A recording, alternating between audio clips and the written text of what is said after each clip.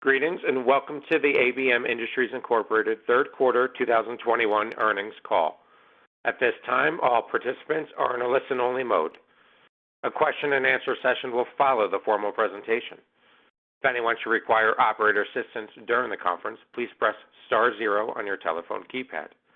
As a reminder, this conference is being recorded. It is now my pleasure to introduce David Gold, Investor and Media Relations. Thank you. You may begin. Thank you for joining us this morning. With us today are Scott Salmirs, our President and Chief Executive Officer, and Earl Ellis, our Executive Vice President and Chief Financial Officer. We issued our press release yesterday afternoon announcing our third quarter fiscal 2021 financial results. A copy of this release and an accompanying slide presentation can be found on our corporate website. Before we begin, I would like to remind you that our call and presentation today contain predictions, estimates, and other forward-looking statements. Our use of the words estimate, expect, and similar expressions are intended to identify these statements. Statements represent our current judgment of what the future holds. While we believe them to be reasonable, these statements are subject to risks and uncertainties that could cause our actual results to differ materially. These factors are described in a slide that accompanies our presentation as well as our filings with the SEC. During the course of this call, certain non-GAAP financial information will be presented. A reconciliation of historical non-GAAP numbers to GAAP financial measures is available at the end of the presentation and on the company's website under the Investor tab. I would now like to turn the call over to Scott. Thanks, David. Good morning, and thank you all for joining us today to discuss our third quarter results. As detailed in yesterday's release, ABM generated strong third quarter results featuring double-digit growth in revenue, continued solid cash generation, and a 20% gain in adjusted earnings per share. Revenue growth was broad-based as each of our 5 business segments achieved year-over-year gains in revenue, aided by an improving business environment and the gradual reopening of the economy. Our team members once again executed well and continued to provide exceptional service to our clients. Overall, demand for ABM's higher margin virus protection services remained elevated in the quarter, underscoring ongoing client concerns regarding cleaning and disinfection of their facilities. As anticipated, demand for virus protection eased slightly in the third quarter compared to the second quarter of fiscal 2021, but remained well above pre-pandemic levels. The emergence of the Delta variant and rising COVID-19 cases nationally have gained heightened interest in the need for disinfection prevention measures, particularly in high-traffic areas. As we look forward to 2022 and beyond, we believe that virus protection services will remain a contributor to our overall revenue as disinfection becomes a standard service protocol in facility maintenance programs. During the third quarter, we continued to benefit from efficient management of labor as office occupancy levels remained relatively low nationwide and began to trend downward slightly as the third quarter progressed due to the spread of the Delta variant. In this evolving environment, our flexible labor model enabled us to capitalize on staffing efficiencies and the associated benefit to our margins. In light of the current pause in the return to the office trend, we anticipate a more gradual ramp in office occupancy levels during 2022, providing an opportunity for a longer tailwind arising from labor efficiencies. At the same time, we're proactively addressing current dynamics in the labor market, which include heightened competition for available talent. As I noted in last quarter's conference call, ABM has developed a task force model that leverages our substantial internal resources and cross-functional expertise to identify and implement solutions rapidly and effectively. Earlier this year, we established a human resources task force with a specific focus on recruiting and retention, and this task force has been instrumental in helping us to manage our staffing needs and ensure our resources are allocated efficiently and cost-effectively. As a reminder, roughly half of our revenue is generated from union labor accounts, which mitigates concerns around labor inflation and availability. Revenue growth in the third quarter was led by performance of our Aviation segment, where revenues increased 51% compared to the prior year period, and the segment operated profitably. Our strong performance in aviation reflected a seasonal improvement in air travel, as well as our strategic shift towards securing high margin and more stable service contracts with airports and related facilities. While revenue in our aviation segment remains below pre-pandemic levels, we expect to see continued growth driven in part by new airport transportation and janitorial contracts. Our technical solutions segment continued to perform strongly, generating nearly 23% revenue growth in the third quarter as our broad capabilities address key client needs for energy efficiency, productivity, and mechanical performance throughout their facilities. Revenue growth benefited from improved access to client sites, enabling us to execute on a large number of projects. Technical Solutions ended the third quarter with a record backlog level, and the long-term outlook for this segment is particularly favorable given our position as a leading provider of electrical vehicle charging infrastructure. Although EV charging infrastructure services currently represent a limited portion of Technical Solutions revenue, electrical vehicle adoption continues to rise, aided by the current administration's target to make half of all vehicles sold in 2030 zero-emissions vehicles. As a result, we see a long runway of growth for our e-mobility EV charging infrastructure business as we look out over the next several years. Turning to education segment, school districts have accelerated the return to in-person learning as we estimate that 95% plus of K-12 and higher education institutions will resume in-school classes this fall. With the reopening of schools and educational facilities, education segment revenue grew solidly from the prior year period, driven by increased demand for our services. We believe the heightened concerns amid the prevalence of the Delta variant may lead to incremental opportunities for disinfecting services in the fourth quarter and into 2022. But we do expect our labor savings from hybrid environment will wane quickly with a return to full-time in-person learning this fall. Overall, our scale, end market diversity, and breadth of service keep us well positioned for growth in the fourth quarter and beyond. Given the strength of our year-to-date performance and our positive outlook for the fourth quarter, we are increasing our full-year adjusted EPS guidance to $3.45 to $3.55, up from $3.30 to $3.50 previously. On the acquisition front, a few weeks ago, we announced a definitive agreement to acquire Able Services in a strategic transaction that we believe will create significant value for all of our stakeholders. We're excited to join with Able's talented team, and we look forward to working together to better serve our clients with a broad array of services and solutions that address their evolving needs. The combination of ABM and Able expands our core engineering and janitorial capabilities in attractive geographies.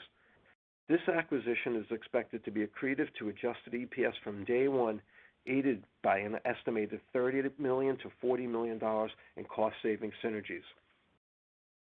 As a larger company with enhanced scale, we will be better positioned to provide our clients with service offerings that will not only enhance our growth and margins, but will add significant value for our clients. We also see the potential for revenue synergies over time as we deepen our client relationships and realize cross-selling opportunities. We are progressing on the close of this acquisition, which we expect will occur by the end of September. As a reminder, we have not included any contribution from Able in our updated guidance forecast. In closing, the past 9 months have been exciting, productive, and successful for ABM. We have executed well on our strategic growth objectives while generating strong financial results, and we are very much looking forward to the addition of Able Services to ABM. In the next few months, we plan to share with you our strategic plan for the next 5 years, which I'm extremely excited about. I'll now turn the call over to Earl for a financial review of the third quarter. Thanks, Scott, and good morning, everyone. Third quarter revenue was $1.54 billion, an increase of 10.7% from last year. This improvement was driven by revenue growth in each of our 5 business segments. reflecting an improving business environment and continued demand for our virus protection services. On a GAAP basis, the loss from continuing operations was $13.7 million, or 20 cents per diluted share, compared to $56 million, or 83 cents per diluted share in last year's third quarter. The GAAP loss from continuing operations in this year's third quarter is attributable to a reserve of $112.9 million, equivalent to $1.24 per diluted share, to fully resolve previously announced outstanding litigation. You will find additional information related to this legal settlement in our Form 10-Q, which will be filed later today. Excluding the impact of reserves taken in the third quarter, as well as other one-time factors, including a favorable prior year self-insurance adjustment of $26.1 million, our adjusted income from continuing operations was $61.3 million, or 90 cents per diluted share in the third quarter of fiscal 2021, compared to $50.1 million, or 75 cents per diluted share in the third quarter of last year. The increase in adjusted income from continuing operations was primarily the result of strong operational performance, including growth in our higher margin services. Additionally, our results benefited from several other factors, including efficient labor management, one less workday compared to the third quarter of fiscal 2020, and lower bad debt expense. Corporate expense for the third quarter increased by $27.5 million year over year. The majority of this increase reflects a more normalized expense level in this year's third quarter, as furloughs and other cost-saving measures taken at the beginning of the pandemic reduced corporate expenses in the same period a year ago. The increase in corporate expense this quarter also reflects planned investments of approximately $9 million as we continue to execute on our technology transformation initiative. On a year-to-date basis, we have invested $29 million in information technology and other strategic initiatives, relative to our previously disclosed target of $40 million for the full fiscal 2021 year. Now turning to our segment results. Revenue in our largest segment, Business and Industry, grew 6.7% year over year to $807.7 million, benefiting from increased office occupancy in the quarter, as well as continued elevated demand for virus protection services. In addition, we saw improved demand for sports venues as spectator attendance levels increased significantly from the prior year period. Operating profit in this segment grew 18.2% year over year to $84.7 million, reflecting efficient labor management, reduced bad debt expense, and ongoing client demand for higher margin virus protection services.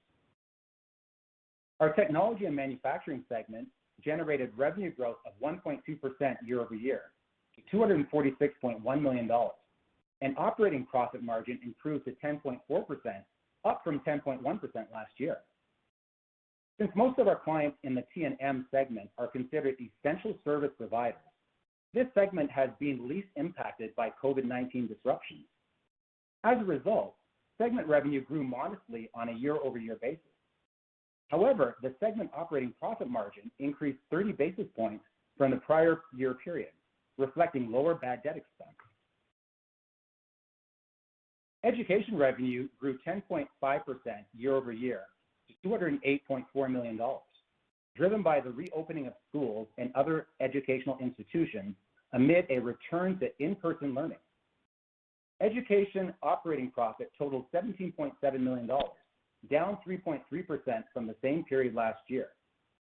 Although the return to school trend increased demand for virus protection services, the resumption of more normalized staffing levels reduced overall margins compared to the prior year, which benefited from minimal staffing requirements. Aviation revenue increased 51% in the third quarter to $175.7 million, marking the first period of year-over-year revenue growth in the aviation segment since the third quarter of fiscal 2019. Revenue growth was fueled by a rebound in U.S. passenger levels amid significantly busier summer travel season compared to the same period last year, as well as our increased focus on securing more business with airports and related facilities. Aviation operating profit improved to $10.3 million, compared to an operating loss of $8.2 million last year. Aviation segment margins continue to improve on a sequential basis, rising to 5.9% in the third quarter, from 3.9% in the second quarter of fiscal 2021. The improvement in operating margin is attributable to a favorable shift in business mix as we emphasize higher margin airport facility contracts and from stronger client demand for virus protection services compared to the prior year period. Technical Solutions revenue increased 22.7% year over year, $146.1 million, highlighting continued strong market demand for our energy efficiency solutions as well as improved access to client sites. Segment operating margin was 9.9% in the third quarter, compared to 11.1% in last year's third quarter, reflecting a higher personal cost compared to last year's third quarter, which benefited from pandemic-related cost-saving actions. I'll now discuss our cash and liquidity. We ended the third quarter with $505.4 million in cash and cash equivalents, compared to $394.2 million at the end of fiscal 2020, with total debt of $811.6 million as of July 31st, 2021. Our total debt to pro forma adjusted EBITDA, including standby letters of credit, was 1.4 times at the end of the third quarter of fiscal 2021. In June, we announced an expansion of our credit agreement to $1.95 billion. The benefits of this revised and expanded credit facility include enhanced financial flexibility as well as increased liquidity to fund strategic growth initiatives. Additionally, the revised agreement has more favorable credit terms on both the revolving credit facility and the term loan. As you know, we recently announced the pending acquisition of Able Services for $830 million, which we plan to pay using a mix of cash on hand and borrowings from our credit facilities. Following the close, we expect to have very manageable bank leverage ratio of approximately 3 times. Supported by strong cash flow of the combined company, we intend to reduce this leverage ratio in a timely manner. Third quarter operating cash flow from continuing operations was $87.6 million, compared to $130.9 million in the third quarter of last year. The decrease in cash flow from continuing operations during the third quarter was primarily due to a deferral in payroll taxes last year under the CARES Act. For the 9-month period ending July 31st, 2021, operating cash flow from continuing operations totaled $258.8 million, unchanged from the same period last year. Free cash flow from continuing operations was $79.2 million in the third quarter of fiscal 2021, down from $121.1 million in the third quarter of fiscal 2020. The decrease in free cash flow reflected the CARES Act payroll tax deferral I mentioned. During the third quarter, we were pleased to pay our 221st consecutive quarterly dividend of 19 cents per common share, returning an additional $12.8 million to our shareholders. Our board also declared our 222nd consecutive quarterly dividend, which will be payable November 1st, 2021, to shareholders of record on October 7th, 2021. Now I'll discuss our outlook. As Scott mentioned, our increased guidance for full year fiscal 2021 adjusted income from continuing operations is now a range of $3.45 to $3.55 per diluted share, compared to $3.30 to $3.50 per diluted share previously. The increase in our adjusted earnings forecast is due to our strong financial performance over the first 9 months of fiscal 2021, as well as our favorable outlook for the fourth quarter of the year. Please note that this guidance excludes any impact from our pending acquisition of Able Services. At this time, we are not providing guidance for full year 2021 GAAP income from continuing operations since we are unable to provide an accurate estimate and timing of the items impacting comparability relating to the Able Services acquisition, such as acquisition-related contingency advisory fees and integration costs.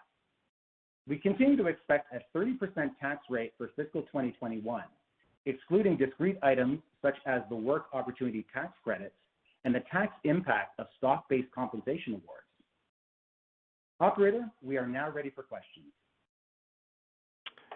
Thank you. We will now be conducting a question and answer session.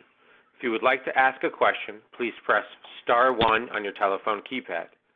A confirmation tone will indicate your line is in the question queue. You may press star 2 if you would like to remove your question from the queue. For participants using speaker equipment, it may be necessary to pick up your handset before pressing the star keys. One moment, please, while we poll for your questions.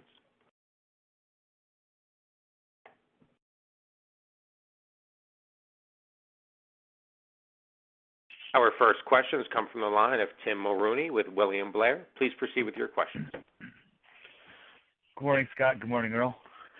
Morning. Good morning.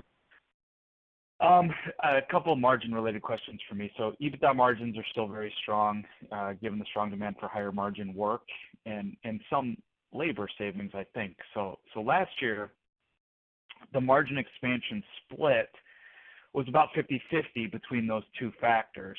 I'm curious how that split broke down, how that looked for the third quarter, and as the economy continues to reopen, how you're thinking about those two factors based on the implied guidance that you gave for the fourth quarter. Well, thanks for the question, Tim. It's Earl. I'll start by saying that this year in Q3, we're now lapping a full quarter of the pandemic that started last year. So it's now lapping year over year. Now, having said that, out of the 50 basis points that we actually lost year over year, our gross profit margin was actually up about 40 basis points. And a lot of that is actually driven by the continued labor efficiencies that we've gained, as well as, positive business mix, really driven by our aviation business. And then we've actually been able to maintain the level of disinfection margin that we actually had last year. So again, if you think about it, lapping year over year, we've maintained the margins from disinfection, and we're actually still maintaining the labor margins. Okay, yeah. And just to your second question, as far as how that translates to the future, again, as we look at the return to office, we've now seen a return to in-class learning. We anticipate that we'll actually start to lose some of the labor efficiencies. However, in the long term, we still plan on maintaining a fair portion of that. Okay, thanks, Earl. I think maybe a good way to continue this discussion would be to actually dig into one of the segments. So your aviation business, not only did it recover in margin, but it actually, the Ebit margin expanded beyond what the business had done historically. How much of that increase do you think is structural, due to changes that you guys have made within the segment, whether it's to focus on different areas of the business or whether it's becoming more efficient in your operation as you move through the pandemic? Has the Ebit margin structurally improved in aviation, or is it just kind of elevated right now from all the higher margin cleaning work and travel increasing, that kind of thing? Yeah, hey Tim, this is Scott. Yeah, I do think there is a structural improvement here. And, first, I think the good performance is volume related. There's certainly more airline traffic. We're at about 74% of where we were pre-COVID. And, that may ease off a little bit after the summer travel, but certainly much more heightened levels, which we were excited about. But there's also been a shift in us moving from airline to airport. It used to be about 50-50. Now we're more like 60-40 airports to airlines. And, we kind of like that shift mix. We think there's going to be a lot of investment in airports. We also like the parking segment in that area. So I think there will be a structural change and structural stability, more importantly, when we gravitate more towards airports. But I think when you look at the results today, it's a combination of that shift in mix, but also volume related. Great. Very helpful. Thanks for taking my questions. Sure, Tim. Thank you. Our next questions come from the line of Sean Eastman with KeyBanc Capital Markets. Please proceed with your question. Hi, guys. Thanks for taking my questions. I just wanted to continue on the margin discussion. I mean, Earl, you did walk through the moving parts there. That was really helpful. But it's just interesting to see B&I revenue essentially back at fiscal 19 run rates, yet margins holding in the double-digit territory. I mean, we're all just wondering where these margins are going to settle out. I mean, just any more color you can provide, maybe within the footprint. Clearly some geographies have seen occupancy trends improve, maybe others not so much, but maybe just based on what you're seeing in areas where occupancy has improved, just any kind of thoughts on, where this sustainable B&I margin run rate settles out would be really helpful as we think about the go forward. Sure, Sean. Look, I think this is still evolving, right? I'll tell you that, if you look at, geographically speaking, if you look at kind of the two coasts, you're talking about 20% office occupancy in B&I, give or take, and then kind of that middle of the country, it's 40 to 50%.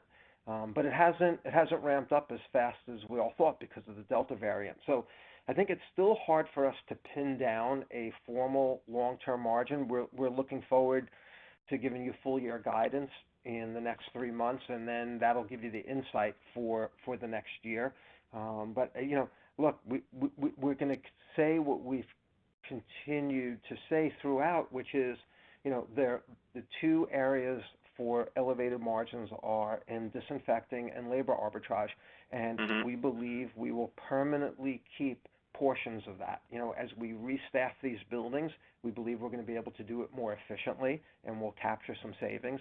Again, it's still too early to figure out how much. And then, the disinfecting, we see it like, maybe 2 quarters ago there was, or maybe even a quarter ago, there was no Delta variant, right? So, I think this is going to continue to evolve, and we've all just said it even anecdotally. It's just, I don't think facility managers or landlords or principals of schools, I don't think anyone thinks it's responsible to discontinue disinfection services, especially in high-touch areas. So that's going to continue too. So we believe we'll continue to be elevated, but give us till next quarter when we do full year guidance to kind of give you that year outlook. Okay, fair enough. Thanks for that. And maybe shifting over to ATS, could you just speak to kind of the velocity in new business wins there? I mean, clearly some of this energy efficiency, sort of ESG-related work is a big play with Able. So just some color on, client decision-making there, new wins, backlog trends, as we think about the growth potential in that business line. Yeah, so it's thumbs up across the board when we look at new sales. We're at record new sales. Our backlog, I think the number's $250 million plus in backlog, which is a record for us too. And our churn rate is going up. So not only is our backlog higher, but we're churning out the work faster because we have more access to sites. We love, I made some opening comments about EV charging. It's amazing. We've installed nearly half of the EV charging stations in the country to date. I don't think people realize that, right? And so, kind of the bandwidth we have there as the world moves to e-mobility is going to be fabulous for us. So, we continue to be excited about that segment. And then, you take Able and you take all the engineering assignments and the ability to cross-sell into that. We think there's just going to be phenomenal ability there. We think there's going to be phenomenal ability to create a IFS, integrated facilities platform. And, as we talked about Able with you all, we didn't put any revenue synergies in. So that's all on the upside. That's not factored in. So couldn't be more enthusiastic about where ATS is going from our core business to our ability to cross-sell to where society is heading. We think it's just, again, thumbs up across the board. Okay, terrific. Thanks, Scott. I'll turn it over. Thanks, Sean. Thank you. Our next questions come from the line of Andy Whitman with Baird. Please proceed with your questions.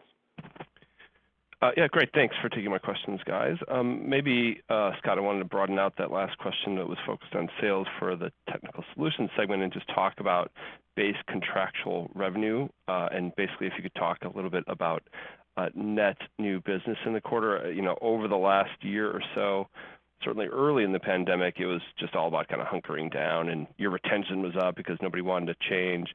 Time has progressed, things are reopening. I wanted to get a sense from you about the level of customer discussions for changing providers to you, or even from you, I suppose, on the contractual side of your business. If you could talk about that, please. Yeah, I think you said ATS. Did you mean more B&I? The prior question was focused on technical solutions. My question is focused on all the other annuity businesses for B&I or T&M, that kind of stuff. Gotcha. Yeah. So look, there has not been, a lot of activity yet. I think my remarks would stay consistent with the last couple of quarters, which is, facility managers and landlords are still trying to get level set for what the new reality looks like. And now, Andy, with you, and this probably as well as I do, with companies pushing back their opening dates for getting people back, you're still in this mode where you don't want to kind of commit to like bidding out your work and figuring out what the new normal looks like, because you just don't know what the occupancy patterns are going to look like. And so we haven't seen a lot of activity on that side. And even with schools, right? This is the first time that, we would say like probably 95% of the schools, K through 12 and higher ed, are back in person. So they're just first level setting on that right now and hoping to get through the semester, with in person. So I think there hasn't been that activity. So it's still a little early for that. Okay, good. I just wanted to check on that. And then I guess there was fundamentally in your comments, there were two things that kind of stuck out as slight changes in terms of the demand for your services. One was that you actually saw occupancy trend down. Obviously, Delta's having an effect. I guess if we had to point to something, that would be it. So occupancy kind of trending down in the quarter. And then the other thing you kind of mentioned was slightly softer deep cleaning demand. I don't know, but just given that there was a slight change in both of those, I thought maybe you could elaborate on those. Yeah, I think those, that's a good call out, Andy. And I think those were all probably temporary. So occupancy trending down was really when Delta hit. And it goes to what I said, a couple of minutes ago, which is people, if you remember, right, it was going to be like, first people were talking about July 4th, and they were talking about Labor Day. Now there's a lot of people saying November 1st and January. So it's the tail is just getting longer and longer on occupancy, which, as you know, inures to our benefit, right? Because we keep that labor arbitrage. So that's a good tailwind for us. And then the softening on kind of disinfecting.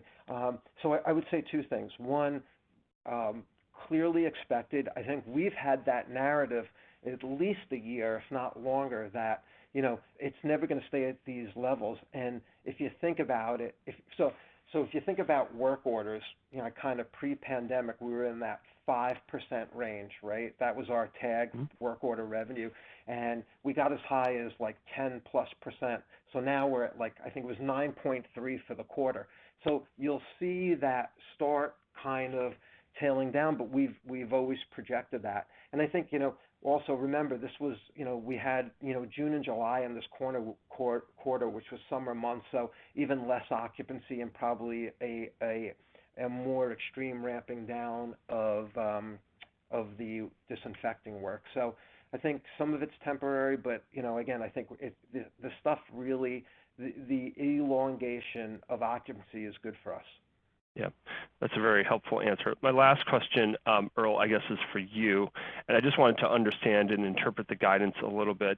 I look at the quarter, you beat by I think 11 cents on consensus. The midpoint goes up by 10. It feels like the guidance change is mostly due to the third quarter's outperformance, rather than some change on your view for the fourth quarter specifically. Is that the right way of thinking about the guidance range? Was it's really more about year-to-date performance than a change in your outlook for the fourth quarter? Yeah, I think that's correct.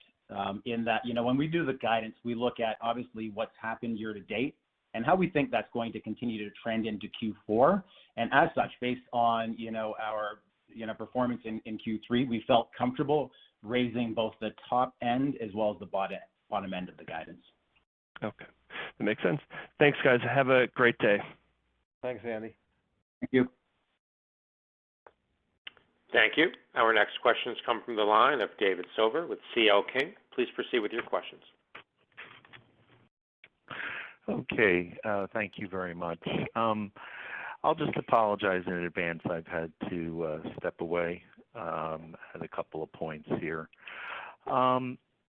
My first question, Scott, would be kind of to try to get your perspective on a couple things you talked about maybe a couple of quarters ago, and it would be related to the demand for office space as you see it, and then secondarily, the appetite for property managers to embed or include elements of your enhanced disinfection routines in the basic service contracts. So I think it was a couple of quarters ago, but you had mentioned that, there was an active discussion between yourselves and, the property managers, and I think you characterized it as quote unquote like too early for many of the property managers to really decisively kind of reach conclusions about, A, the demand for office space, and B, what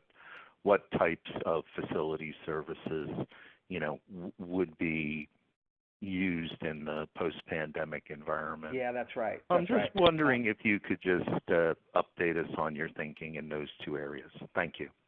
Yeah, sure, David. So, look, in terms of demand for office space and how that's going to work out, if you remember, it was probably like a year ago, everyone was predicting this massive flood of subleasing and people rationalizing their space. And we said we weren't seeing it. We said it was too early. And I think we also said that we believe, based on our knowledge of the space, that people are going to wait till tenants got back into the space, saw how they were using it before they were going to make these longer-term decisions about the demand for office space. So I think that's still in play. That still hasn't happened yet because, as I said, a couple of minutes ago, we haven't seen that return to office yet. So nothing new to report on the demand side. And then in terms of, enhanced clean and embedding in the contracts, I think it's the same thing where, people haven't gotten back yet. They haven't figured out how to rationalize their cleaning specs, how it's going to work. And that's something that we suspect is going to be more of a 2022 event, frankly, than a 21 event. Okay, great. I'd like to follow up with maybe a question related to Able Services, and in particular, their technical solutions capabilities. So this is a question about how that group will look, following the completion of the acquisition. So your existing technical solutions unit, certainly has a number of strengths, energy efficiency, and I think a very strong positioning in the education segment. And I'm just wondering if you could maybe compare and contrast, what the Able Services Technical Solutions unit brings, either in terms of breadth of capabilities, scale in certain areas. In other words, you've talked about cross-selling, but is the cross-selling opportunities, more of the traditional opportunities that you've been working on with your, legacy technical solutions unit, or, Sure. How will it broaden and extend your ability to cross-sell? Thank you. Yeah, so Able Services doesn't have a technical solutions unit the way we have, which is, remember, our technical solutions is mostly project work, right? So we're retrofitting electrical and mechanical systems. Their engineering capabilities are on the stationary engineering, which are the engineers that are located on site in a building operating the equipment. And we have a segment as large as theirs on that. So if you look at that, the opportunity is for our technical solutions group to cross-sell into those engineering assignments and for us to, bring a broader set of capabilities, because they also have, somewhere in the neighborhood of $400 million in janitorial assignments that we'll be able to cross-sell as well. So we look at our technical solutions as a catalyst for that. But again, I'll repeat what I said earlier, which is we have not factored that in to any of the economics. That's all upside for us, all those revenue synergies, which should be, well received by someone like you. Okay, great. Thank you very much. Thanks, David. Thank you. Our next questions come from the line of Mark Riddick with Sidoti. Please proceed with your questions. Hey, good morning. Morning. So I was wondering if we could start with the education segment for a moment. I was wondering if you could spend a little time delving into maybe what you've seen so far, and particularly I was somewhat curious as to the ramp up going into school reopenings. Have you seen any meaningful difference in ordering or preparation for the younger grades as opposed to college age, particularly those that they're too young to be vaccinated? I was wondering if there's any difference in what clients were asking you to do, or is it somewhat similar across the board? Yeah, generally speaking, it's similar across the board. I think for if you're a president of a college or if you're a principal of a school, you're just trying to protect the kids as best you can, right? And so we don't see a real distinction between maybe doing more disinfection in K through 12 than higher ed. It's similar across the board. Okay, and then I was thinking about the sort of some of the commentary that you had in the press release around some of the return to normalcy. You've talked about travel, so I will leave aviation to the side for a moment. That certainly was clear. You did talk a little bit about things like sporting events and the like, and then I was wondering if you could talk a little bit about those kind of other leisure activities that are not necessarily travel, because it does seem as though we're seeing full stadiums again with football and some level of concert activity, though that's been a little bit spotty. So just wonder if you could touch a little bit about what you're seeing there. Sure, and just as a reminder, sports and entertainment, we love that segment. It's just it's just great to be in, but it's a very small piece of our revenue. But it's been encouraging, right? Because it's been almost like a binary event, whereas last quarter it was like no activity, and now we're having activity again, where people are getting back to events and stadiums are becoming full or hybrid full, if you will, and so it's a path to normalcy, which we really like, and that's been one of our fastest growing segments, albeit it's a smaller one, but it's a fast growing one. So we're just pleased that it's getting back to normal. Okay, and then I wanted to also switch gears a bit and go into the sort of where you are on the branding efforts and the exercises there. I mean, it's been a little bit of time now since you started with the commercials, but also sort of putting the ABM brand up front. I was wondering if you could sort of give some thoughts as to maybe what you're seeing there, and then what type of commitment we should be thinking about as far as sort of keeping the ABM brand in front of people and making that part of the structure of your go-to-market strategy.